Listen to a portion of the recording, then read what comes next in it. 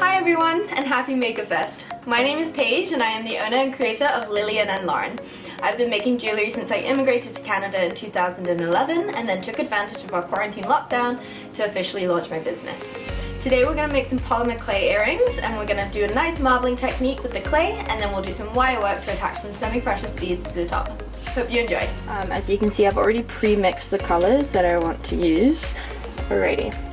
So to create a marble, there's not really any wrong way to do it because it's quite a forgiving method of using clay, but how I like to do it is I roll these guys into little wormy shapes and start sticking them together. And I like using gloves after I've already pre-mixed my clay. I like mixing it without gloves as it's easier, but once you start assembling it, it prevents you from getting fingerprints all over the clay, and also from it makes you more conscious of not digging your nails in. It's just a bit more sanitary too, you know? Alrighty, ooh, let's put that one right there. And this is like a sparkly one, the rest are matte, so that will bring out, it'll come out more clear. Alrighty. So once they're all a bit packed up together, you give them a little bit of a twist just to make sure they don't all part. And then we can begin by twisting it. Twisting it together. Then I like to fold it and roll it again. And this is by no means the correct way to do it. You can obviously try a couple of methods out yourself and see which works best for you and which you enjoy best.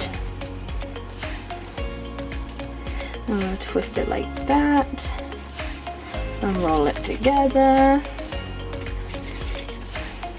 And then that would essentially, if I was to roll that out now, they wouldn't be all joined together to create marble. It looked more like separate lines and separate colors. So what you need to do is to essentially push them in together to join them. I'm very curious as to what this is going to turn out to look like. So we'll roll that again. You can twist it up again. Twist it together, and then I'm going to push it together and create a ball. And then we'll do our first rollout. Sometimes you have to do it more than once if you don't like the way it looks. Begin in the middle and just gently push it down, and then roll it out from there.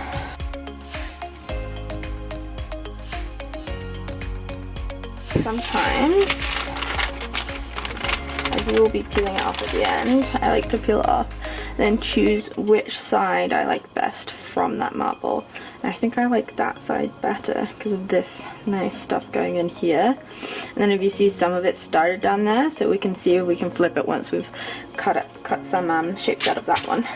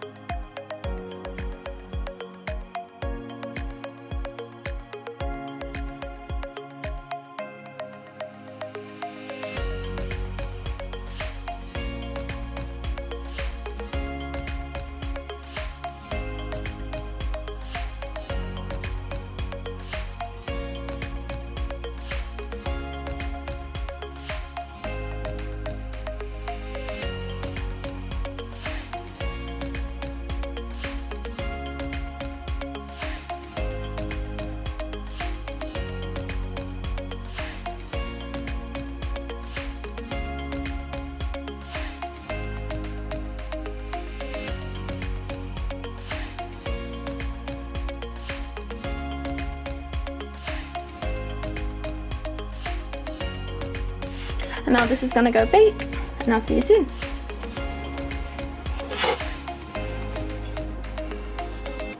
So we have some freshly baked clay here. All right, and now we're going to sand and drill our holes in them.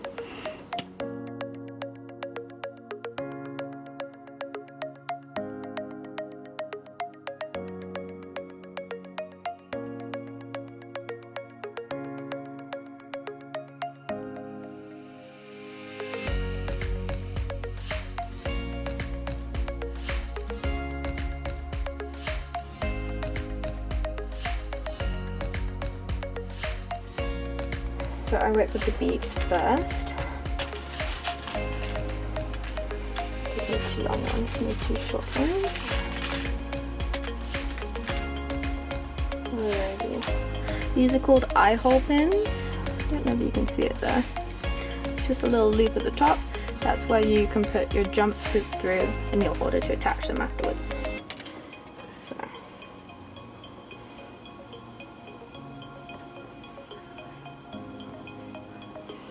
So you have it like that, and then we're just going to bend it there, and then we'll create our loop after. So, I probably use my hands too much in this part, but I'm quite a kinetic person. So there you are.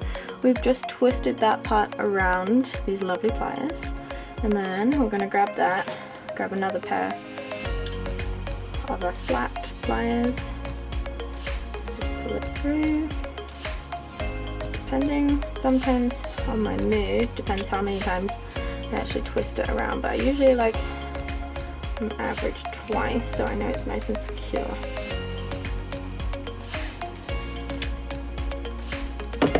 And then what I also like to do is flatten it down like so. Then we can grab our wire cutters. I find these work better. They're not amazing, but they do the job.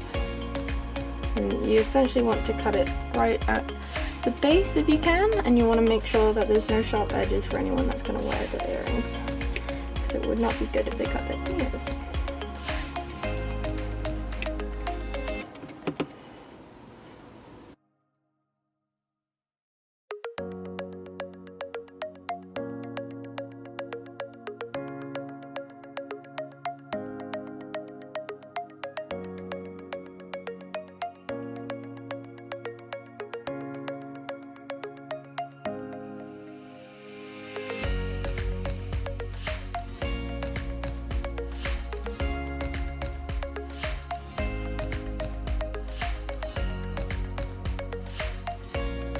Once that's done, you're only going to need these 2 guys to do the rest of the assemblage.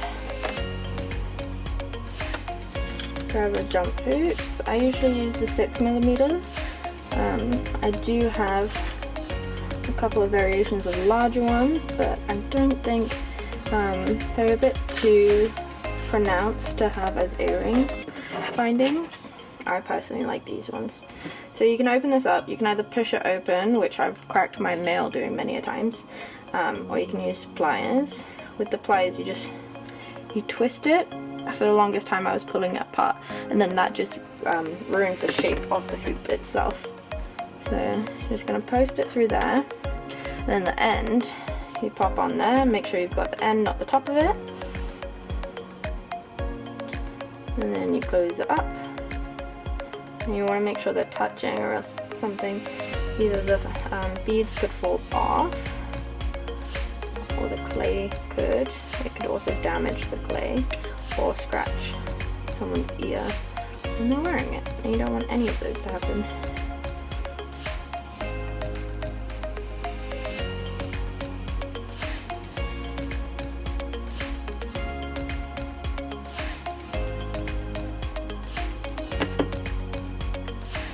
Trying to make sure I'm not blocking the view here. Alright, that looks very good to me. I'll do the other one.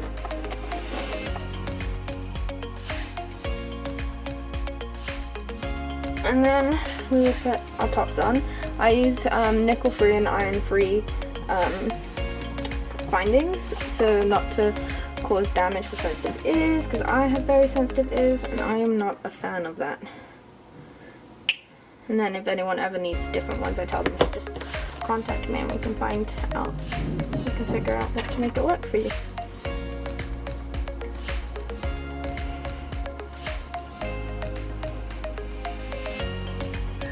So these ones you just need to do your pliers to attach. Just open the little loop at the top. I realised I didn't show you on the last one. Open the little loop in the top, and then you slip the top on, and you just want to make sure that the nice side of the clay is facing forward. It's not as though that's unnice, but they do have a slightly different finish from how they baked in the oven.